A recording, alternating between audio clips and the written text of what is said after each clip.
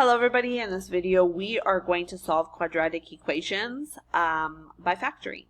So we are going to take everything we know about solving an equation, about factoring by grouping, and putting it into one problem. So one of the things that I want to start off with is before we can do anything to this problem, we need to make sure that our equation is set equal to 0. So if you're looking at your quadratic equation and you have numbers other than 0 on this side, then before we can do any kind of factoring, we do need to get rid of those numbers and move them on this side. So sometimes they're numbers, sometimes they're variables, but before we can do anything, there has to be a 0 here. So that is going to be the number one thing we need to look at before we even begin. So this process does take a while, and it has a lot of steps. So this one requires a lot of attention and patience. So with that being said, let's do a quick reminder on how to factor a quadratic function. So let's go ahead and look at these examples that are right here. So remember that if you have 3 terms, we have to turn it into 4 terms so we can factor by grouping. So we're going to go ahead and look at the very first one, which is this one right here. All right, so since this is a review, I'm just going to go ahead and add the understood one here. We're going to call this A, B, and C. So remember, they have to be in order. We have to have an x squared, an x, and a constant for us to be able to factor how we do.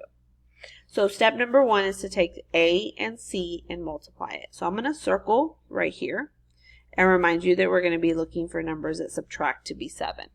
So let's go ahead and multiply A and C. So A is 1, C is 18, because I'm using the negative for something else. 1 times 18 is 18.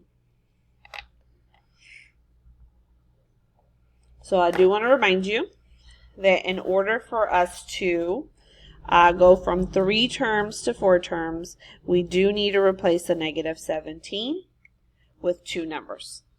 So in order for us to do that, we need to take the 18 and find all the factors. So I think we've done 18 before. So we know that 2 times 9 gives us 18. Next is 3. 3 times 6. 4 doesn't divide into 18. 5 doesn't divide into 18. And notice that 6 is on this list. Okay. So remember what we're looking for. We're looking for 2 numbers that if you subtract them would give you 7. Now I know that's a negative 7, but just look at the numbers and then we'll play with the signs. So the only numbers that will subtract to be 7 is going to be 9 and 2. Order does not matter. If you want to put your 9 first, you can, or your 2. But I'm going to keep it as a 2x and a 9x. Now, anytime we subtract, one of these is going to be positive, the other one's going to be negative. So because we're looking for a negative 7, I'm going to give this negative to the bigger number. So between 2 and 9, 9 is bigger, so that's going to be a negative 9, so that means this has to be a positive 2. So in order for numbers to subtract, they have to be different. Now I'm going to go ahead and rewrite this and say 1x squared plus 2x minus 9x minus 18. It's important that these have x's so it matches the one in the middle. So because we have 4 terms, I'm going to split it. Remember that negative belongs to the 9. So the GCD here is going to be 1. And they both have x, so I'm going to take out 1. So we're going to divide and subtract. 1 divided by 1 is 1. X.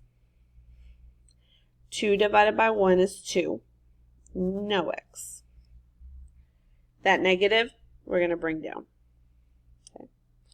And then I'm looking at the 9 and the 18. The biggest number that divides into both of them is 9. So because they both don't have x, we're just dividing by negative 9. So we're going to get 1x plus 2. All right, we know we've done it correctly because those are exactly the same. So I'm going to write it down once. x plus 2. Remember, the 1 is understood, so you can leave it there or you can leave it off. All right, this is left over. This is left over. So that's going to be x minus 9. Now, if I do the GCD here, nothing will divide out of 1 and 2. If I do the GCD here, nothing will divide into 1 and 9. So this is my final answer.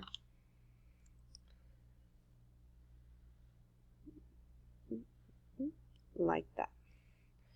All right, I'm going to take a moment to set this one up with y'all, and then I'll let you guys work the rest of it out, just to kind of save some time here.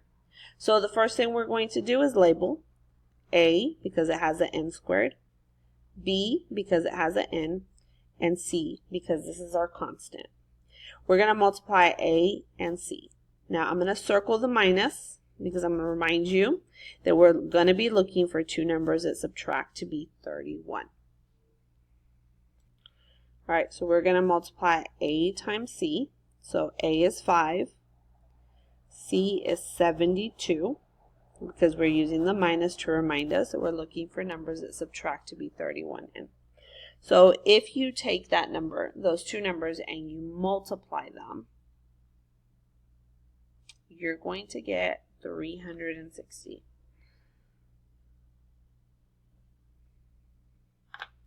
I'm going to go ahead and write the positive 31 in here, so you know what we're looking for. And as you make your list of numbers that multiply to be 360, we're going to start with 1 and 360. Create your list, but remember you're also looking for numbers when you're writing your numbers down that need to subtract to be 31. So you keep on going until you find what you're looking for. So I'm going to pause right here, and then I'll show you a couple steps. All right, so I do want to remind you that we found our number, which is 40 and 9. So if you subtract 9 from 40, it will give you 31. So because we're subtracting, we need two different signs. So I'm going to put the 9n and then the 40n.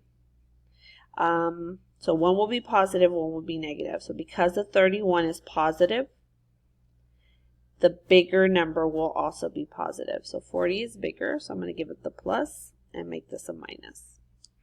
All right, from here, I'm going to let you guys expand this. So that means you're going to replace the 31 with these two numbers. You're still going to have 5n squared in the front. You're still going to have a minus 72 at the end. And then you'll go from 3 terms to 4 terms. And then you can factor by grouping. Okay, so I'm going to actually pause right here and give you a chance to work on that. And then I'm going to go ahead and jump into the next video where we're going to factor special quadratic functions. So every time we do something, there is always a special type of that problem. So I'm going to go ahead and show you what kind of special problems we're dealing with when we're factoring quadratic functions. So I'll see you guys in the next video.